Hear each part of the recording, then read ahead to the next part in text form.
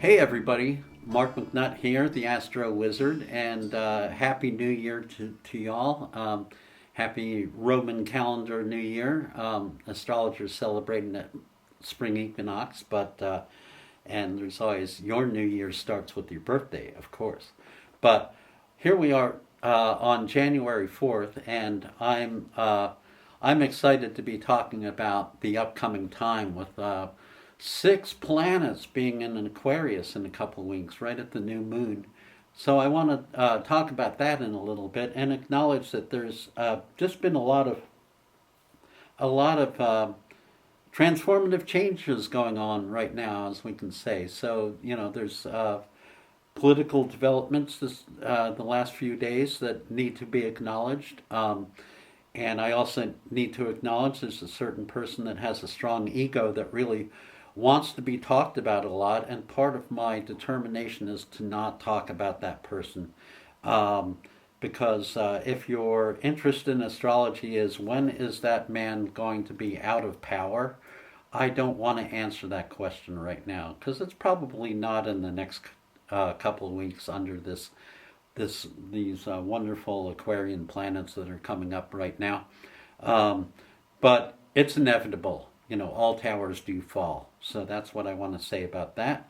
And much can be said about politics right now, but you can talk to your friends over a beer or a glass of chai or something around that. And what I'm going to do is what I always do, which is focus on the astrological makeup of things. So this picture it's January 20th. Today is the full moon. It's January 4th, and we just had the super moon, full moon in Cancer, which occurs every year at this time.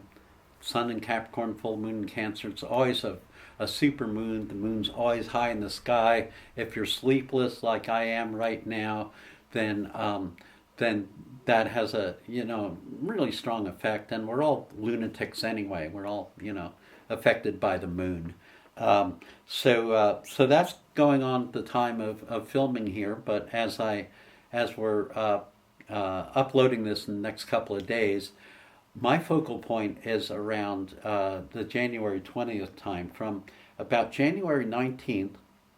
Okay, we have a new moon uh, January 18th and into the 19th, and that's at the tail end of Capricorn, and with Mercury and Mars also being in Capricorn. But what happens is the Sun, the Moon, Mercury, and Mars, as well as Venus, all move into Aquarius together, all conjuncting Pluto. So this is like a special edition about Aquarian times. First of all, there's Aquarian times. There's times when there's a major amount of planets in a certain place, and then there's ages. Ages have nothing to do with a bunch of planets being in Aquarius. That's a whole different ball game. Only changes every 2,000 years. I kind of sometimes people don't like that I say that, but let's be clear that what we're talking about is a passage into Aquarius. So what does Aquarius mean? Aquarius has to do with people, ideas, ideals, new and unusual ways of looking at things, rebelliousness, transformation, chaotic change. So right now we're at the tail end of Capricorn. We have many planets in Capricorn: Sun, Mars, Mercury, Venus, and they're all moving pretty much together, as I mentioned, in a conjunction. Now, a conjunction is when a bunch of planets, when two or more planets are in one place, and as seen from the Earth, they're occupying the same space. And that has a lot of power and energy to it. So, Sun conjunct Mars is great for getting stuff done, for motivating, for having, for going to war and having instantaneous results, things like that. Sun conjunct Mercury is about the mind and communication, and is very stimulating time. Mercury conjunct Mars is also about taking action. So there's a lot of action in the air right now. If you're indecisive, or if you're just kind of gonna chill and see what happens, you're reading the wrong book, because this is the time to take action. Now, the results of that action are different for each person. If you're heavily influenced by, let's say, if you're born the last week of Capricorn, like your birthday's January 14th or something, well, it's going to be a stellar year for getting stuff done for you. Early Aquarius, it's going to be a stellar year for your putting your ideals and ideas into action. But all the rest of us, we're being affected by that, by the planets right now. So right now, as I speak, very much Capricorn, very much structure, very much the old guard, very much a coalescing of how things have been. Politically, we can look at, I want to say nostalgia for the Monroe Doctrine, but again, I don't want to diverge too much. But that the good news is that between January 19th and the 23rd, we have a new moon, and it moves immediately into Aquarius. Sun moves immediately into Aquarius, followed by Mars and Mercury and also Venus. And they join Pluto right at the beginning of Aquarius. What does Pluto mean? Pluto is about transformation, death and rebirth, total change. And when Pluto went into Aquarius about a year ago, we could see the results of that. The society is changing. There was some astrologers in the 90s, most of us, were really excited when we were like, oh, Uranus is going into Aquarius. That means New Age and all this new wonderful stuff. First thing that happened when Uranus went into Aquarius was Bill Clinton ended welfare as we know it and turned it into workfare. The opposite of what a lot of people think, So Aquarian energy is never, ever, ever goes as planned. It means things are changing in a unique, unforeseen, usually chaotic way, and it's a forerunner of that. So Pluto moving into Aquarius was not about, oh, we're going to transform into the new age. Doesn't mean that at all. It means that it's a time when the social structures are going to be experience upheaval, chaos, and change. Not necessarily a good or bad omen. It depends on where you're at in the wheel personally. I know a lot of people have been affected by the decisions and implementations of the last year, but starting when the sun moved into Aquarius last year, which, by the way, presidents in America, or whatever they call them, are always inaugurated on January 20th, the day that the sun moves into Aquarius, strangely enough.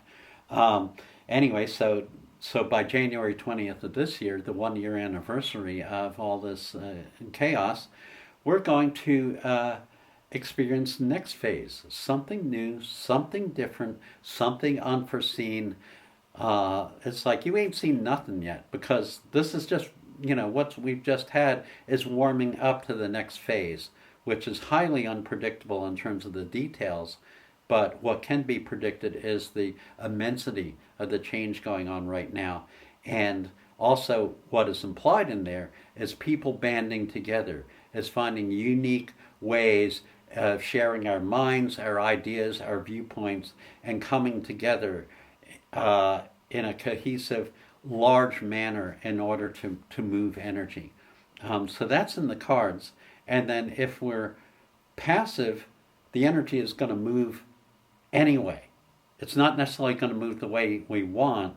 And so that's the purpose of, for example, Mars being a forerunner in here, is about, take the initiative, decide, don't just react, because when you react, you don't have the power. When you decide, that's when you have power, right? And so all these planets in Aquarius, very meaningful. If you're an Aquarian yourself, it's a particularly if you're a January Aquarian, what a powerful year for you coming up. I'm an Aquarian Piscean cusp, so I'm at the other end of the spectrum there. Um, and It's still going to be, it's going to wash through us all month long. And when I use the term month, I mean moon, and I mean, the whole solar sun sign cycle. So there's other things going on. Saturn conjunct Neptune. They've moved out of retrograde, so it definitely exemplifies dreaming and taking dreaming and turning it into action at this time and following your ideals and actually setting a new standard. It is definitely not the time uh, in the end of January to rest on your laurels, to do the same old, or to apply old solutions to old problems. This is like the time for newness, for innovation. That's also the time for invention, creativity, bonding together, and I'm really excited about that. So it's not the dawning of the age of Aquarius, which unfortunately is about 350 years from now, but it is a passage that will be with us all year of energy moving very strongly at that time. It's also, by the way, when the sun and moon, when it's a new moon in Aquarius in China, that's when the next lunar New Year happens that we celebrate. So, by my calculations, without looking at it, that would have to be in the end of this cycle, not in the beginning of Sun and Moon in Aquarius, because it doesn't line up in China. Um, but this is the year of the horse, so we're gonna, take charge. We're gonna ride forward. I have a positive feeling about a lot of innovation this year, a lot of things moving, and that the rubber band is gonna go the whole other direction in terms of regime change or promising newness there. Um, I can't do that. I can just tell you get your reading, and on a personal level, we can calculate and focus on new ways to project our energy that are innovative and amazing. And I'm really looking forward to 2026 in that regard. So, Happy New Year, Happy Lunar New Year, Happy Aquarian times.